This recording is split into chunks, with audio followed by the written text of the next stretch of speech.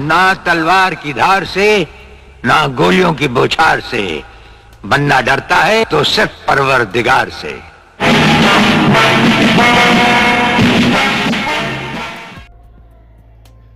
Hello friends, VIIC में मैं अमित कुमार सोनी बहुत बहुत स्वागत करता हूं। दोस्तों, सबसे पहले तो चैनल को आप लोग सब्सक्राइब कर लें, वीडियो को शेयर करें, यदि वीडियो पसंद आता है तो अधिक से अधिक संख्या में लाइक करें। दोस्तों, शिक्षक भर्ती से संबंधित जो भी लेटेस्ट अपडेट होती है मैं आप लोगों के सामने लेकर के उपस्थित होता हूं। आज भी हम एक महत्वपूर्ण समाचार का उसको शिक्षक भर्ती प्रक्रिया से और पदों की संख्या में वृद्धि को देखते हुए एक रिलेट करने का प्रयास करेंगे, एक एनालिटिक करने का प्रयास करेंगे कि आगे आने वाले समय में मध्य प्रदेश ही नहीं बल्कि देश की भर्ती पर भी इसका क्या प्रभाव पड़ने वाला है। दोस्तों, पिछले कुछ समय से महत्वपूर्ण न्यूज़पेपर्स में ये न्यूज़ वायरल हो रही है और न्यूज़पेपर में नहीं, फेसबुक पर भी और भी ट्विटर्स पर और भी कई जो सोशल मीडियम्स हैं उन सभी पर ये न्यूज़ वायरल हो रही है कि वो है 20-50 का फार्मूला। शिवराज सरकार ने एक फरमान जारी किया है जिसमें 20-50 के फार्मूले के तहत जो गवर्नमेंट कर्मचारी हैं, चाहे वो शिक्षक हों, चाहे वो अन्य किसी डिपार्टमेंट को हों, उनको इस फार्मूले के आधार पर रिटायरमेंट कर दिया जाएगा, बाहर कर दिया जाएगा। दोस्तों, अब इस रिटायरमेंट का या जब पद खाली होंगे तो उसका क्या प्रभाव पड़ेगा हमारी इस होने वाली शिक्षक भर्ती पर, आगे आने वाली शिक्षक भर्ती परीक्षा वर्ग 3 पर और भी कई प्रकार की सर्विसेज पर, क्या वह फायदेमंद है या नहीं, इसके बारे में चर्चा करके लास्ट में हम इसका रिजल्ट निकालेंगे, इसका परिणाम निकालेंगे।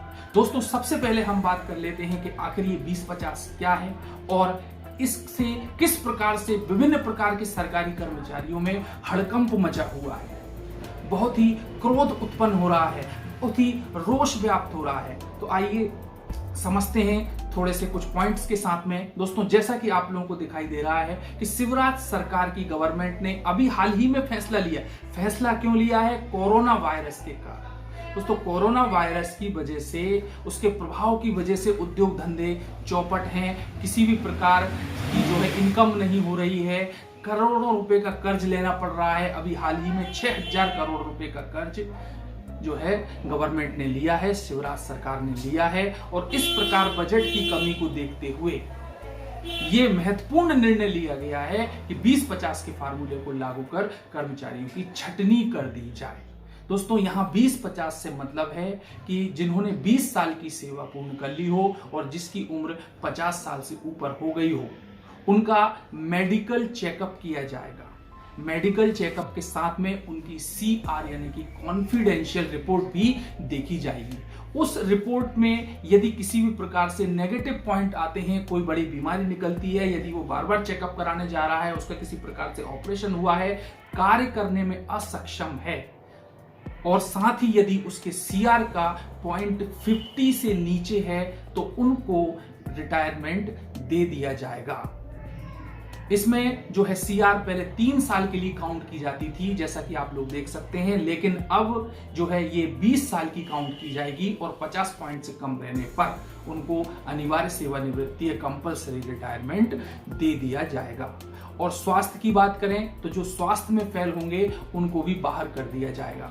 इस संबंध में यह है कि यदि आप 20 साल की सर्विस कर चुके हैं, 50 साल या उससे ऊपर की एज हो चुकी है, तो आप लोग स्वैच्छिक सेवानिवृत्ति ले सकते हैं, अन्यथा 25 साल की सेवा के बाद में आपको तुरंत ही रिटायरमेंट जबरदस्ती कर दिया जाएगा, जबरन बाहर कर दिया जाएगा। कितनी खतरनाक न्यूज़ है दोस्तों, क्या होगा सभी लोगों का, सबके परिवार वालों का। काफी कुछ समाज जो है आपस में एक दूसरे से जुड़ा होता है, काफी कुछ जिम्मेदारियां होती हैं, तो आप जान सकते हैं कि इस प्रकार की खबर का, इस प्रकार की न्यूज़ का तो भैया यही प्रतिक्रिया हो सकती है।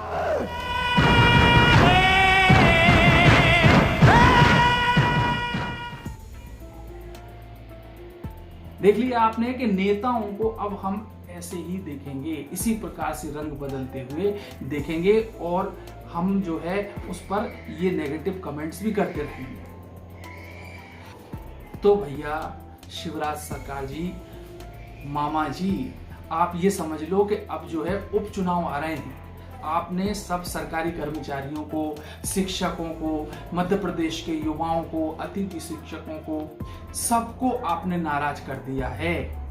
तो शिवराज सिंह जी याद रखो, नफरत चिनाय सेठ, जिनके अपने घर शीशे के हों वो दूसरों पर पत्थर नहीं फेंका करते। समझ लेना कि शीशे के घर जिनके हों पत्थर तो नहीं फेंका जाता है, और यदि पत्थर फेंक दिया तो समझ लो कि पहले तो उनके घर टूटेंगे। आप पहले अपनी ही पोस्ट बचा लो, ऐसा ना हो कि कोई दूसरी पार्टी आ जाए और फिर आप धराशायी हो जाओ, जैसे कि पहले कमलनाथ सरकार हो गई थी। भैया अब ये तो हुई बात कि इन्होंने तो भैया फैसला कर लिया। हालांकि कई लोगों ने इस पर नकारात्मक टिप्पणी भी की है, कई लोग इसको मानते भी नहीं है, जैसे कि नरोत्तम मिश्रा जी। लेकिन यदि हम स्वास्थ्य की बात कर लें तो शिवराज सरकार के मंत्रियों से ही पूछ लो, क्या वो स्वस्थ हैं, क्या वो फिट हैं, क्या वो अपनी समाज सेवा स्वस्थ रहकर कर रहे हैं। ऐसे जाने कितने विधायक हैं, जाने कितने मंत्री हैं, जाने कितने मेंबर्स हैं जो कि इस समय बीमार हैं, कब्र में पैर लटका कर बैठे हुए हैं, लेकिन दूसरों के स्वास्थ्य को देख करके उनको नौकरी से निकालने का प्रोग्राम बना रहे हैं। लेकिन मामा जी को क्या है, उन्होंने तो कह दिया मैं तो स्वस्थ हूं, देखो मैं तो नाच गाना करता हूं।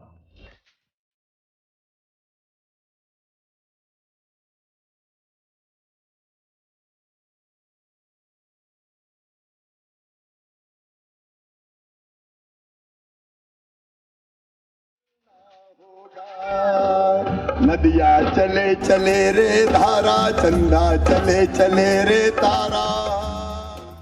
वाह वाह मामा जी, आपने तो अपनी फिटनेस का सबूत दे दिया। आपका तो गला भी अच्छा है और आपकी तो पैर भी। अब दोस्तों जब इस घटना से या इस खबर से जब हड़कंप मच गया तो वहां पर हमारे सामने आए नरोत्तम मिश्रा जी। उन्होंने कहा, जैसा कि आप लोग देख सकते हैं, वो कहते हैं कि ये तो मैनिफेस्टो में चलता ही रहता है, इस टाइप के नियम तो कई सारे बनते रहते हैं, बिगड़ते रहते हैं, लेकिन अभी किसी भी प्रकार का कोई ठोस निर्णय नहीं लिया गया है, मंत्रिपरिषद में इस खबर को नहीं रखा गया है। दोस्तों ये लो यहां पर कर दिया उन्होंने डाउन, सभी को चुप बिठा दिया। लेकिन एक और, जैसे कि ज्योतिरादित्य सिंधिया पहले सिंघम और बाहुबली बनकर के आए थे, अब कांग्रेस के कहां चूकने वाले थे, वो है सज्जन सिंह वर्मा। लो साहब आ गए एक और बाहुबली। उन्होंने कहा कि बीजेपी को इतना समय हो गया है काम करते करते, अभी तक किसी भी प्रकार की कोई नीति नहीं बनाई है, ना तो शिक्षा के क्षेत्र में नीति है, ना ही किसी प्रकार के रोजगार देने के लिए युवाओं के लिए कोई भी उनके पास निर्णय है या उनकी कोई भूमिका इसमें रही है। ऊपर से जो स्कूल्स हैं उनमें भी 13,000 स्कूलों को बंद करने का फरमान जारी कर दिया है। बजट कहीं से जुगाड़ नहीं कर पा रहे, बजट की कोई भी व्यवस्था नहीं बन पा रही है। और अब ये 20-50 का फार्मूला और लागू कर दिया। कर्मचारियों को नौकरी देना तो दूर, अब ये नौकरी से निकालने की बात कर रहे हैं। तो ये एक और बाहुबली है, तो देख लें आप, इनको सुन लें ये क्या कहते हैं, यदि झूठ है तो।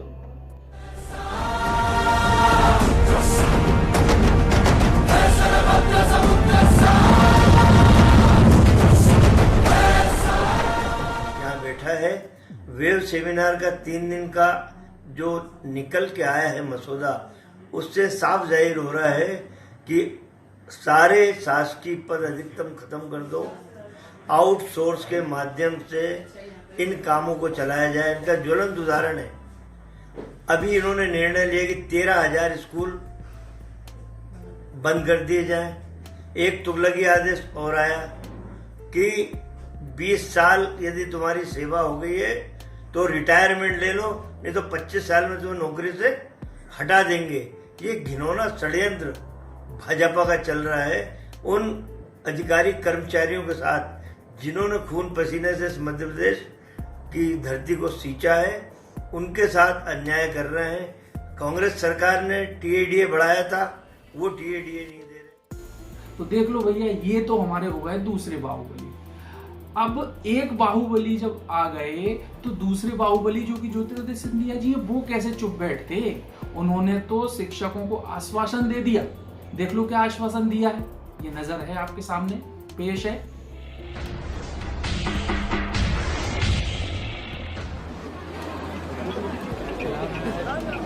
आपकी मांग मैंने चुनाव के पहले भी सुनी थी, मैंने आपकी आवाज उठाई थी और ये विश्वास मैं आपको दिलाना चाहता हूं कि आपकी मांग जो हमारी सरकार की मैनिफेस्टो में अंकित है, वो मैनिफेस्टो हमारे लिए हमारा ग्रंथ बन रहा है और अगर वो मैनिफेस्टो का एक एक अंक पूरा न हुआ तो आपके साथ सड़क पर अकेले मत समझना, आपके साथ सड़क पर ज्योतिरादित्य सिंधिया भी उतरेगा। और सरकार भी बनी है, 1 वर्ष हुआ है, थोड़ा सब्र हमारे शिक्षकों को रखना होगा। पहले कहा था, फिर चुप हो गए और बाद में अब चुनाव आ रहे हैं और चुनाव आ रहे हैं तो वापस आ गए हैं बाहुबली का नया रूप लेकर। भैया ये मैनिफेस्टो की बात करते हैं, ये मैनिफेस्टो क्या है?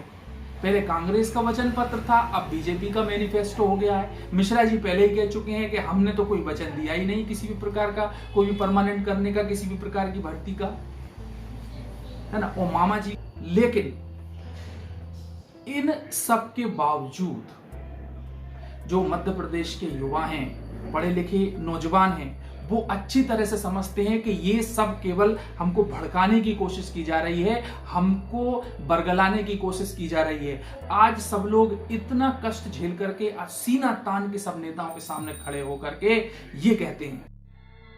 हाँ, क्यों? मैं आज भी फेंके हुए पैसे नहीं उठाता।